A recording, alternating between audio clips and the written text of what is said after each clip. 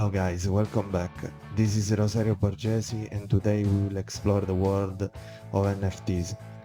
We will discover how the C721 standard allow us to create NFTs on Ethereum, and so we will create the smart contracts that allow us to um, mint these NFTs in Solidity, and we will make use of the RDAT framework that allow us to test, compile, and deploy the smart contract that we will create. We will also explore the various extensions that the OpenZeppelin library provide us, and I hope that the video will be useful to you, and let's get started. I have created the two Medium articles related to the NFTs and the ERC 721 standard, and the first one that you will find in the description. The first one is this that cover in greater details the topics of tokens and of the ERC21 standard, and I've also created this other medium story that it is more related to the coding. So it will discover how to create, test, and deploy the ERC21 contract that allow us then to create the NFTs. So let's start um, by understanding what is a token. A token at this very basic um, level, it is just a representation of an asset, digital or physical, on the blockchain. So, for example, if we would like to represent our car in the blockchain, we could do that by means of the of a token, or also we could represent on the blockchain a dollar, and that could be done, for example, by means of the stable coins. But there are a great various types of tokens, but they can be classified in two main categories, which are fungible and non-fungible tokens. A fungible token is basically a type of token where each token is exactly identical to another. Like, for example, $1 is always equal to another dollar, or one Bitcoin is always equal to another Bitcoin. While a non-fungible token, it is a token that possesses unique attributes. For example, one car is different from another car because the license plate of one car is different from the license plate of another car. Also, for example, one apartment is different from another. So these are two examples of non-fungible tokens because they cannot be exchanged since they are different. To create the non-fungible token, it has been defined on Ethereum a standard, which is the ERC 721 standard. And what is a standard? A standard basically defines what are the functions and the events that a contract that adheres to the standard must implement. Okay? And for the ERC 721 standard, the the functions that must be implemented are balance of, owner of, and so on and so forth. For example, here in this guide um, are covered in a greater detail the method, balance of, counts all the NFTs assigned to the owner. The method owner of finds the owner of an NFT. The safe transfer method transfers safely the ownership of an NFT from one address to another, and it also performs a check in order to make sure that the recipient is a smart contract and that it can accept NFTs. So they are all covered in this in this uh, in this article that that I provided in the description, and also the events that are emitted in case of transfer approval and so on. Of course, it has been created also another standard for the fungible token, which is the ERC20. And I have also created a video that discussed this standard, which allow us to create, for example, new cryptocurrencies. And you will find also this video in the description. But also we need to know that uh, the ERC 721, which is the basic contract, has been extended with numerous extensions by also provided by OpenZeppelin. Sorry, I forgot to say that, of course, all these methods we do not have to implement them ourselves because they have already been implemented in this smart contract. The ERC 721 smart contract, which is provided by OpenZeppelin, the OpenZeppelin library. So we just need to import this contract, this library in our smart contract, and we will have right away all the implementation for the methods. So as I was saying before, not only OpenZeppelin provides all this method, all this implementation, but it also provides other extensions that are useful in different use cases. For example, the ERC 721 enumerable extensions with adds the enumerability of all the token IDs in the contract, as well as the token IDs owned by each account. The Barnable extension for the ERC 721 that allows the token holder to burn, so to destroy their own tokens. The pausable extensions that allow us to pause the token transferring, minting, and burning, and also the URI storage that allow us to specify during the minting of a new NFT the URI that contains the metadata associated to the token, as we will see later on. So let's start by creating a simple ERC 721 smart contract, and we will do it by means of the Solidity wizard. So as you will see, we just need to specify the name of the collection, the symbol, and this feature, mintable, auto increment ID, and ownable. And we can do it here. So for example, if I write here football players, which is our collection, the symbol, for example, FTP, I want it to be mintable.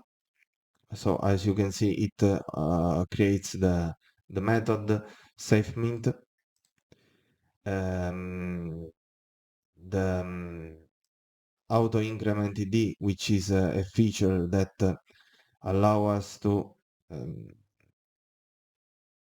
create a counter basically that will increment itself each time that we mint a new token. So each new token, each new NFT will have a unique ID.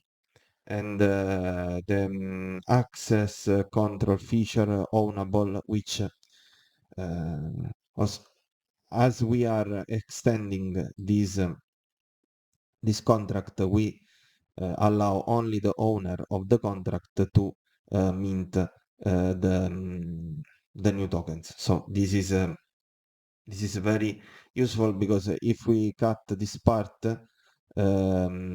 anyone could mint a new NFT. So we I have basically as it has been reported in the story. I basically made a simple modification. I have changed the Solidity version to a newer version, and I have in the constructor I have set the owner of the contract with the dot sender, which is um, the account that the address that is deploying the smart contract. So it is my address. So as we said before, since our new contract football player is extending the ERC 721 standard, we get all the implementation that provides Open Zeppelin. And also we are specifying which is the owner of the contract, which is the my address that is deploying the contract. We are specifying the name of the collection and its symbol. And also, as we said before, we are defining the safe mint method. So now, in order to compile and to test and deploy this contract, we should create a new RDAT project, and we will see how to do that. This part is it has been discussed also here in the guide. So we can just open a new terminal.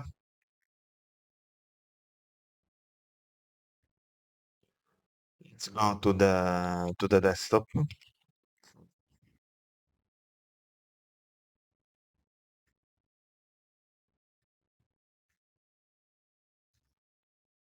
Let's create a new folder.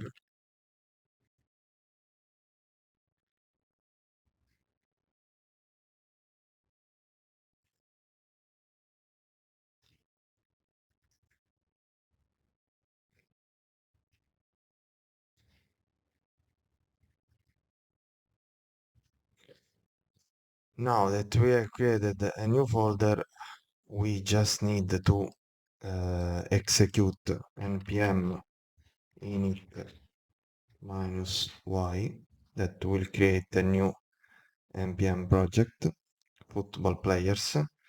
Then we can install the dependency of the RDAT with npm install minus d RDAT.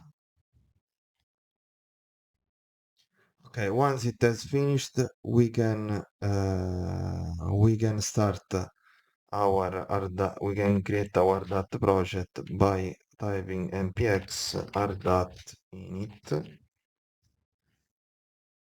Okay, we select a TypeScript project. Project root, okay. Do you want to add a git nor? Okay. You want to install disable dependencies? Yes. Okay. Once it has been finished, it should look like this. So we now need to install the .m package.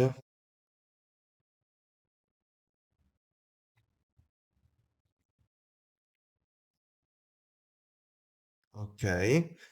Then we need to install the Open Zeppelin contracts.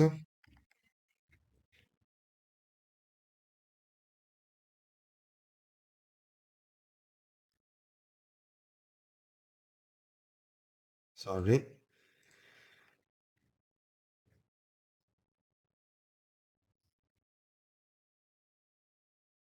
Okay. Now we need to install this other package, it is used to deploy the project. No? Okay.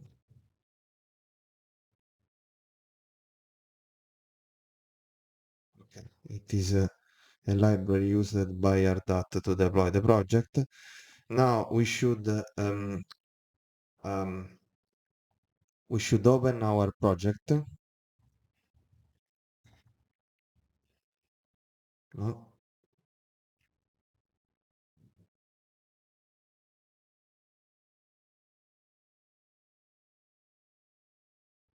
Sorry, I should have wrote this way. Okay. And now we have opened it into Visual Studio Code. Now we should create the, the, um, the project should look like this. Okay. And we should create a new file here that we call .env, in which we will place our private key and our endpoint to connect to the Sepolia test network. I use Infuria, but you can use Alchemy or whatever.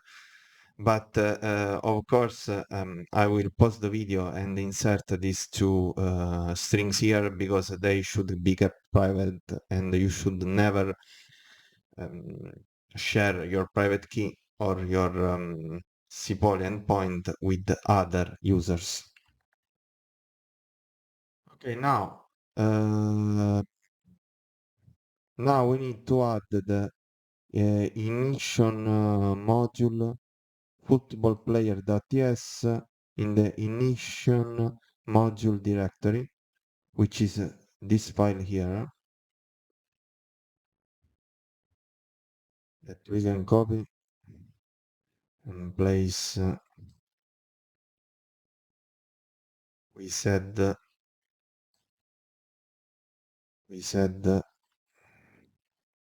ignition.module. So here we create a new file called football players.ts.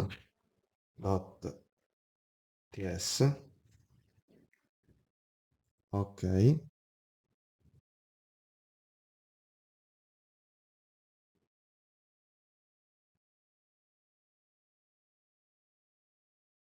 ok. And this allow us to deploy our smart contract to the Sepolia test network, but of course we can use any network that we like. This can be deleted. Okay. Now we need to add our contract to the contracts directory. This can be removed. So I add a new contract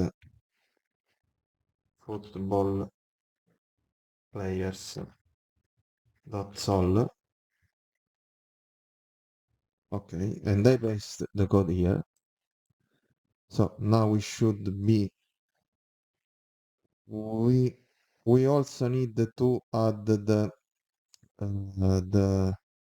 the r.config config here because we here it is specified the creation of the Sepolia test network.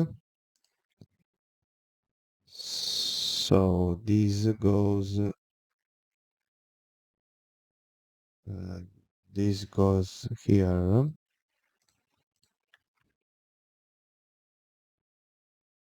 Okay. So now you will see that the URL is taken from our .m file and private key also from the .env file. Now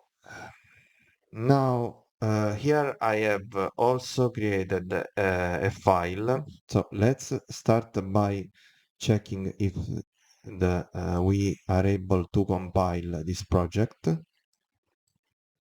by means of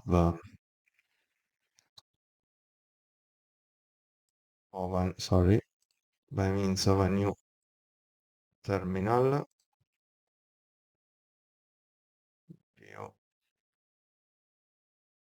Okay. So we just type npx r compile. Okay.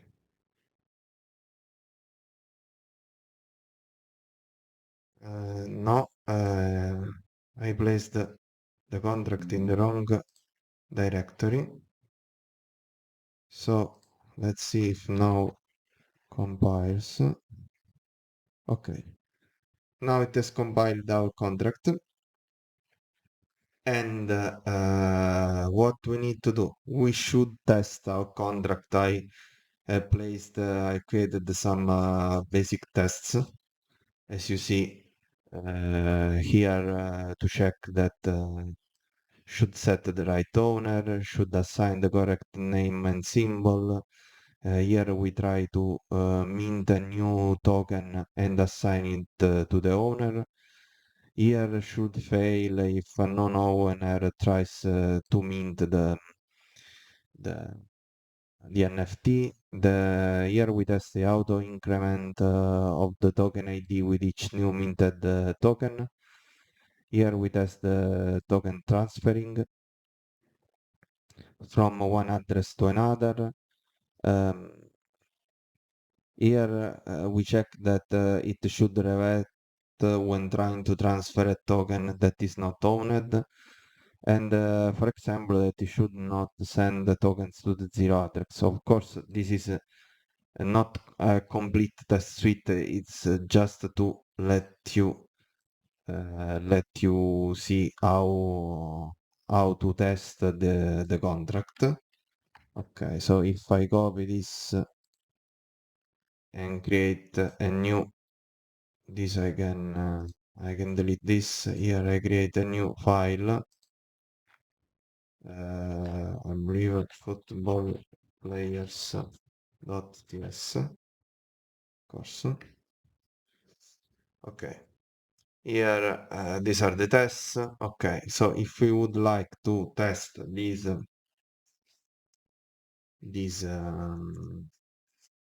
are the tests for our contract. If we would like to test these these to run these tests, we can run npx r.test.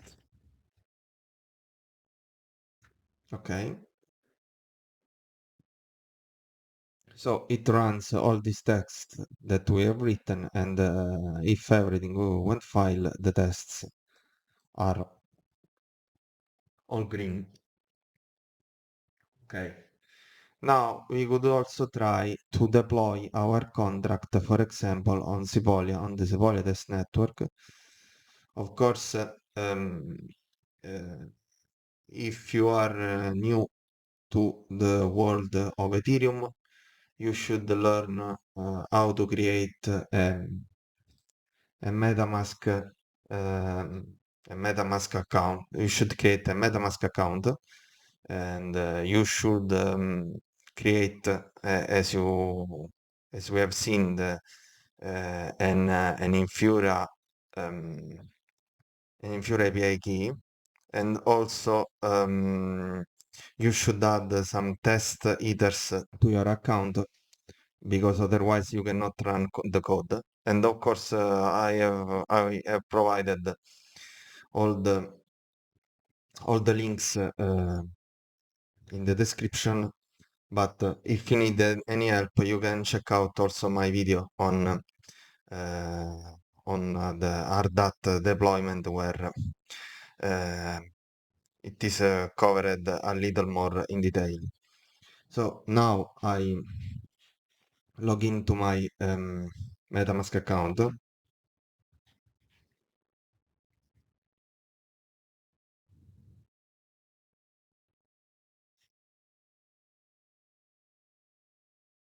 Okay, so this is my account. You should have the Sepolia test network here. And now to deploy our contract to the Sepolia test network, so we should run this line of code here, and we can do it in the terminal. npx rdart ignition deploy football club players.ts minus network Sepolia. Yes, we confirm. So if everything went fine, it should look like that. So this is the address of the contract that has been created. If we go to Sepolia Etherscan,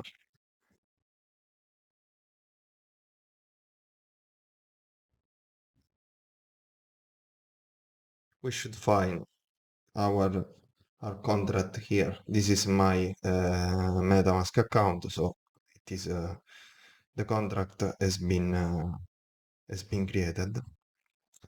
Now, so this is a basic contract. If we like, we can interact with it by using Remix. So this is the Remix web page. We can just create a new contract. Okay, footballplayer.sol. Let's say that we want to paste our contract here.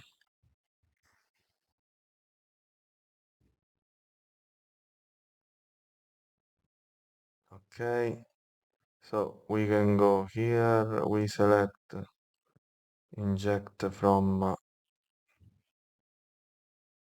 MetaMask. So here we select environment injected provided MetaMask, which should connect to our MetaMask account here, okay? Which is of course connected to Sepolia, okay? It gets our account, and the contract is football players, and we specify the address, which is the address at which it has been deployed our contract. Okay. Here, for example, we can call all the methods of this contract, which is the contract that we have seen before. It has been already compiled, okay? Because we can check the right compiler, because this is Solidity version 0.8.24. Okay, it auto compiles the contract. Then, okay, we are at the right address. We should call a function, for example, name. Okay, it returns the correct name of the contract, which is football player. The owner, for example, this is my address, FE28. As you can see, it is here, FE28. Then the symbol, which is FTP. For example, let's mint a new token to, of course, my address. So we call the safe mint function here. We select transact. MetaMask asks for the confirmation. Okay, we confirm. The transaction is pending. Okay, the transaction has been confirmed. Now let's check who is the owner of the token 0, and of course it is my address. Um, for example, we can also, let's say we want to transfer this token to my second account, which is this one. I copy this URL.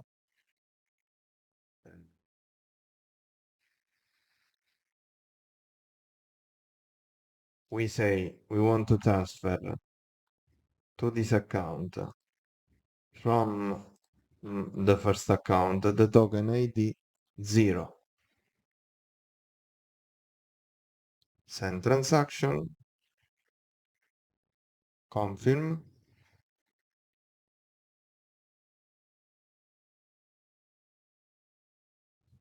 Let's wait a little bit.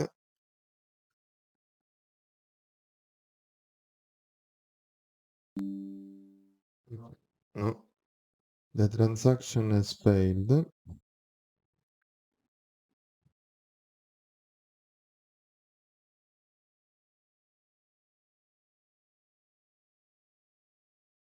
because I copied the wrong, the address is correct.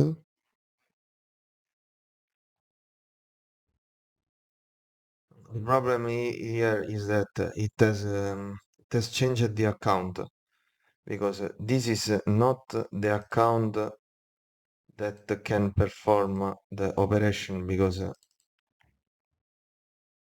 this is this is the owner of the account. The account number one is not the account number two is not the owner of the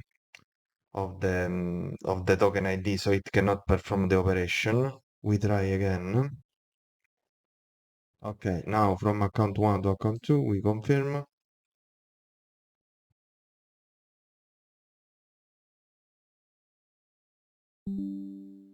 Okay, and now it works.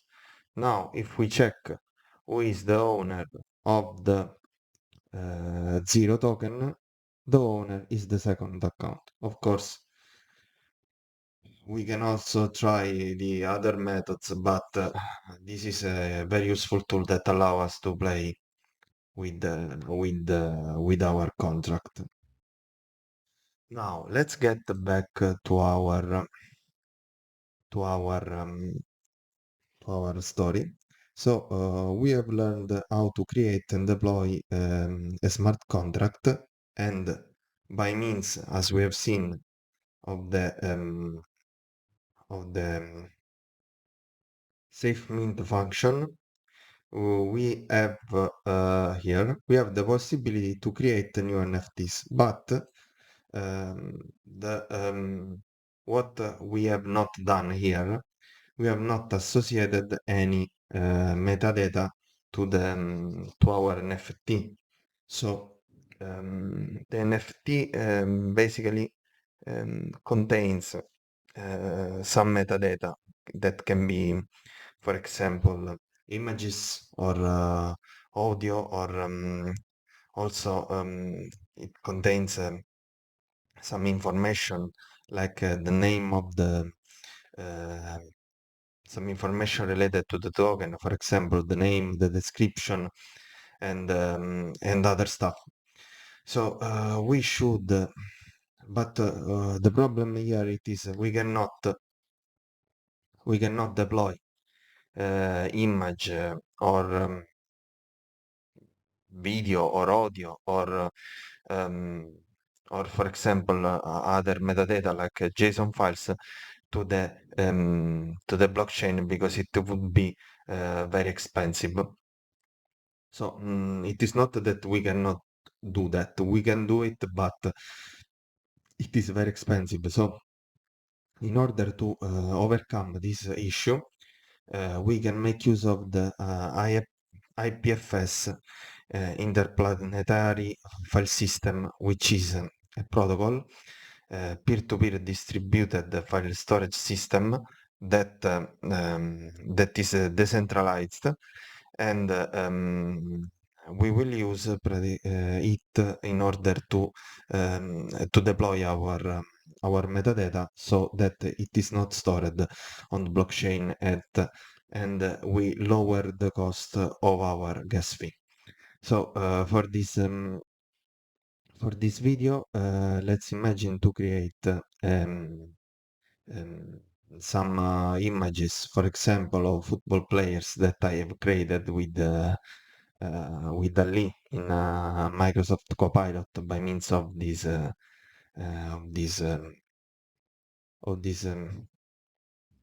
prompt here. So I've created 5 images, and we would like to deploy them on the IPFS. We can do it by means of this page NFT storage. Okay. After we do the login, we should see something like that. And I have uploaded, you can upload the file, for example, the first file, which is the first image here. Okay. You upload it, and of course, you end up with something like that. So you get the this is the identification of our file, which is this one, and it has been uploaded on IPFS. So the particularity of IPFS is that each file is in a unique manner identified by means of this code, which is the CID, which is a code that, for example, as you can see here, it is unique. So each file gets processed by means of an hashing algorithm, and in the end, when it is uploaded to IPFS, and in the end, it creates this this unique identifier. So each file uh, it is identified in a unique way, and there cannot be any duplicates. So once we have this CID, what we will do, we can create a JSON file, for example, like this. Okay, where we place the name, so football player number 0, the description is an Italian football player for the national team created by AI, and here, as you can see, we put the IPFS URI of the image, so the the CID is exactly the unique identifier is exactly the one that we have seen before. And now we take this file and now we have two ways. The first one is to do the same process for all other images here and put all of them uh, in a directory e upload the whole directory to IPFS. And why we do that? We do that because we can, when we upload the whole directory to IPFS, which is this one, for example here, we can check this directory, the content of this directory, by running this client, which is uh, the IPFS desktop client. So we browse this directory, we can see that this directory has all the JSON related to each NFT. So um, and each JSON contains the URI of each image. Why we do that? Why we upload the whole directory? Because we can make use uh, of this contract here.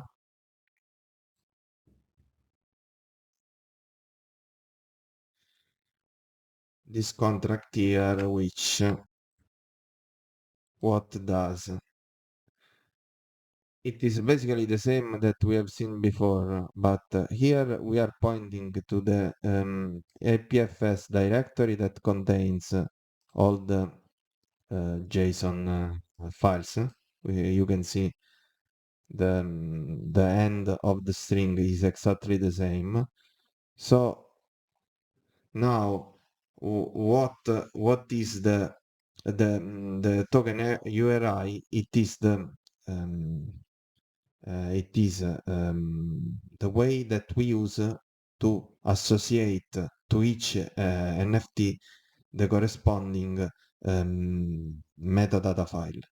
In this case, we are using we are basically overriding the token URI function.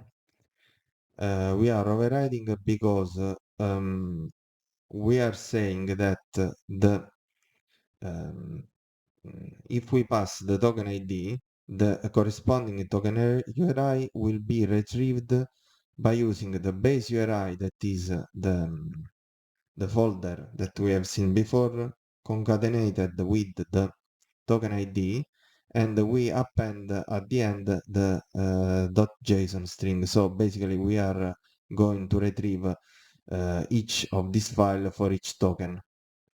And this is done because, for example, in this case, we know beforehand that we will have for 5 tokens, we have all the metadata files, and we stored all of them here, and they will not change in the future. But of course, if we plan to add new tokens, we cannot do that because the folder on IPFS is immutable and it cannot be changed. So if we plan to add more tokens, we should use the extension URI storage that we will see later on. So basically, this is our contract, and this can also be tested. For example, here I have added to test the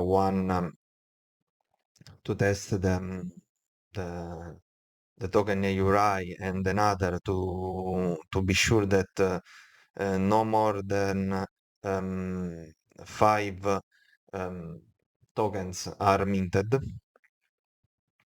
And after that, what I have done, as we have seen before, I have deployed the contract to Sepolia with the, um, the instruction that we used before, which is this one, okay? And I called 5 times the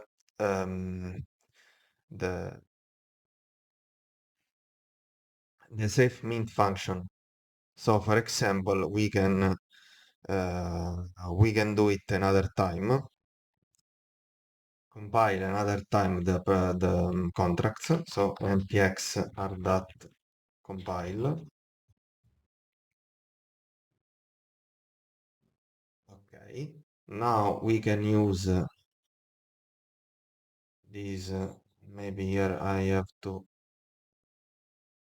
delete this folder because it creates some problems. So I deploy the new contract to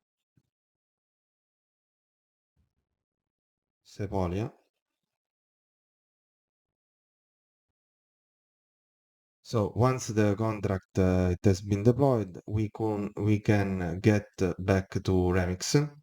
So we paste our new version of the contract as we have seen earlier. It gets compiled.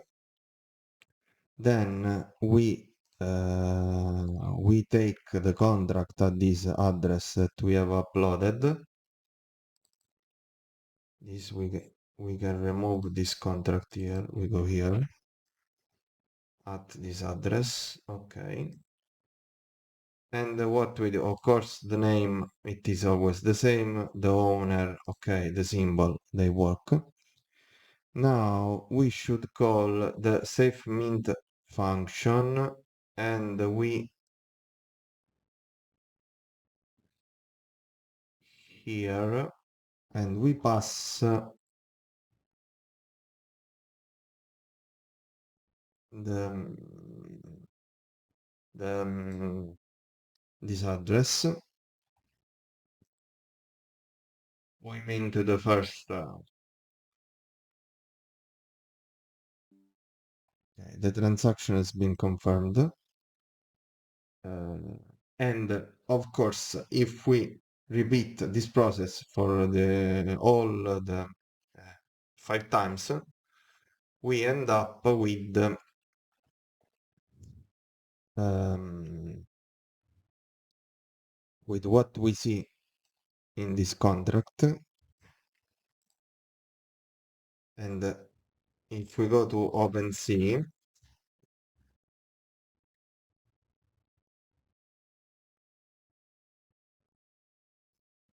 okay, we can check the result. So after 5 minting, we get this. So we have each NFT, which is player number 0, which is Italy. Then we have player number 1, which is Brazil. Player number 2, Argentina. Player number 3, Germany. Player number 4, which is France.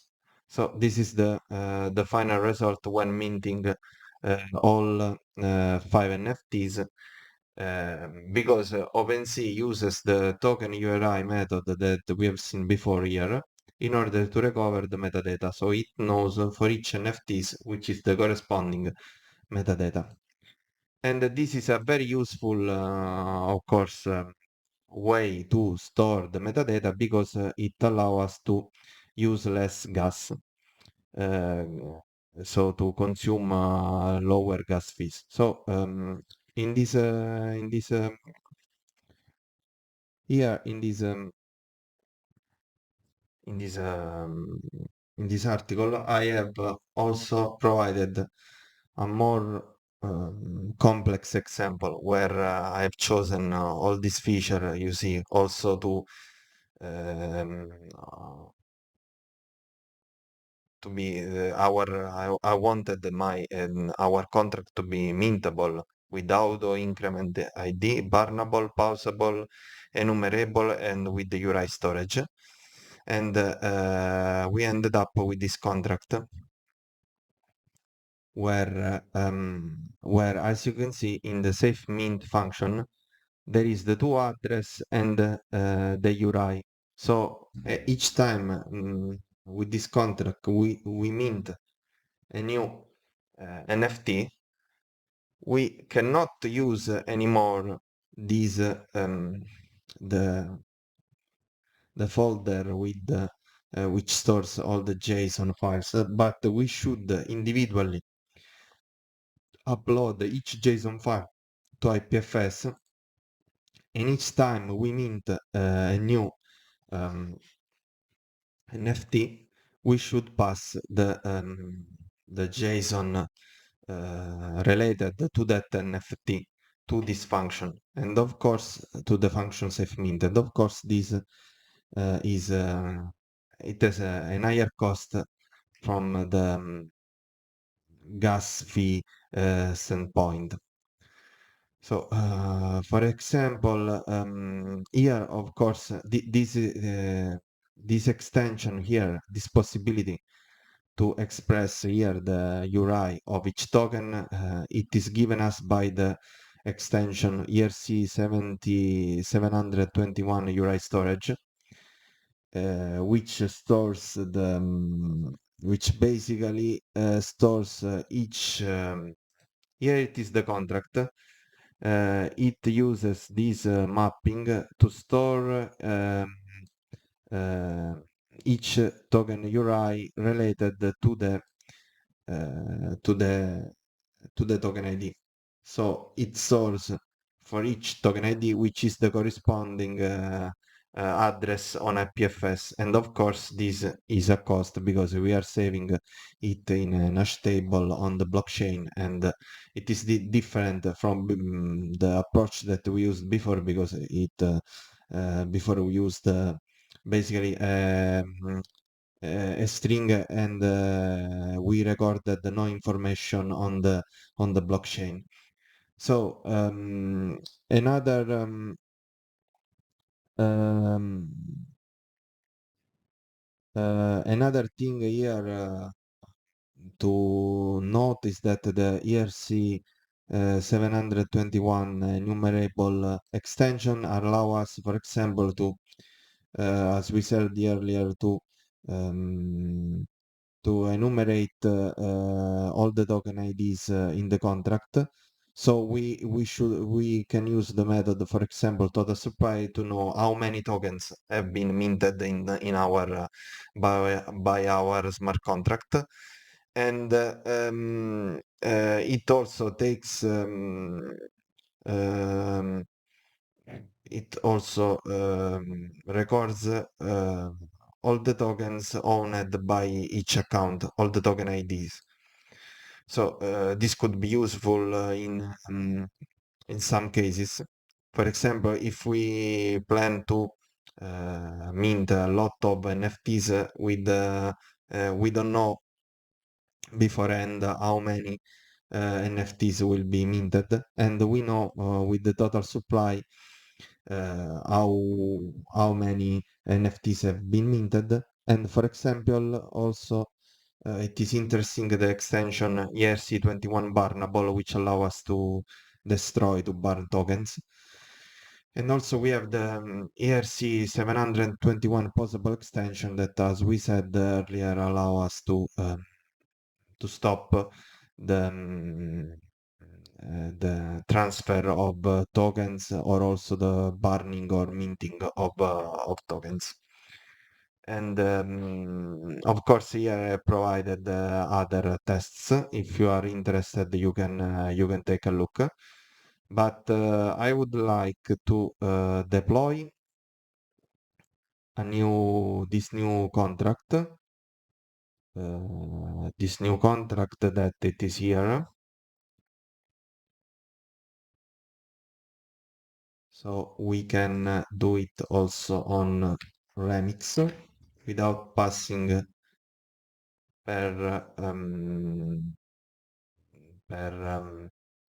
RDAT. We can do, for example, here deploy. Ask us to confirm the transaction.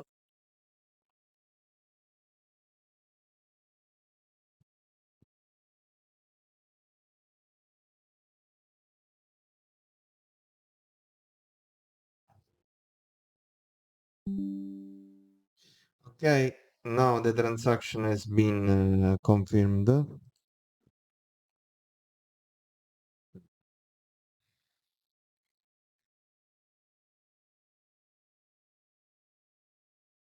This is our new created contract. We can check the transaction on Etherscan. Okay, this should be the address of the contract. So now, of course, we have all the new methods that we have said earlier. So, for example, um, name, okay, symbol, they work. Total supply right now it's 0 because we have 0 token. So for example, if I mint a new token, let's say from account number 1, I could copy it also from here. Okay, I want to, for example, safe mint a new token. As you can see here, I have to provide the URI of the first token number 0, which is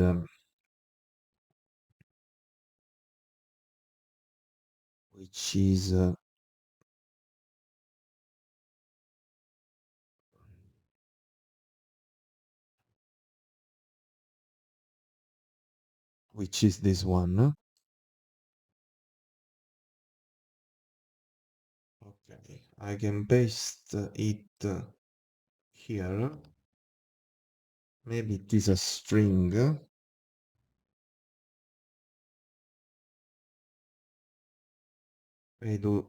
I use the transact. Okay, confirm the transaction.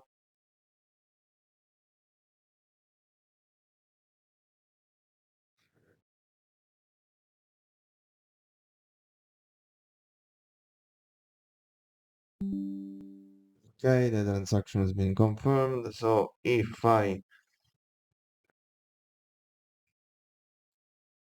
here, for example, if I put token number 0 and I call, this is the IPFS address, which should be the same here. So VAE, so it is the same. And also we could, for example, owner of the token ID, it is my account, okay? And for example, we could I don't know, mint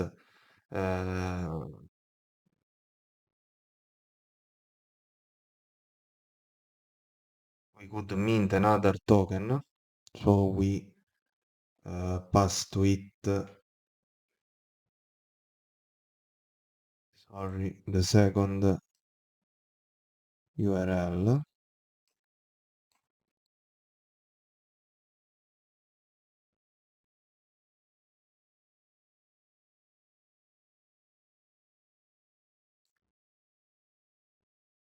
Here with transact, confirm.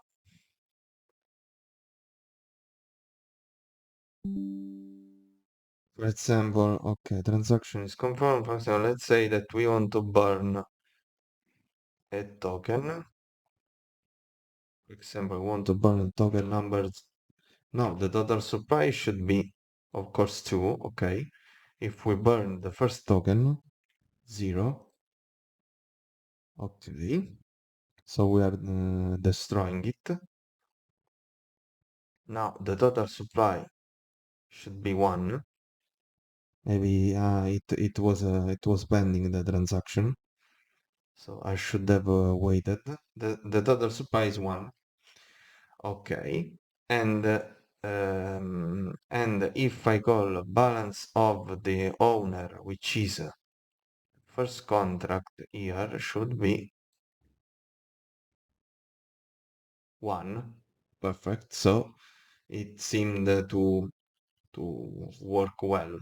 Of course, if we call 5 times the SafeMint function providing for each new token the related URI that are here, okay, we should find a collection which is identical to the one that we have seen before, and we end up with the same collection that we have here. So guys, we have reached the end of the video. I hope that it has been useful to you and that has provided you a greater knowledge to build the NFTs in Solidity for the Ethereum blockchain. And of course, if you have any questions or if you like to ask me anything, please drop a comment below and I will answer you as soon as I can. And thank you for watching, and I hope to see you in the next video.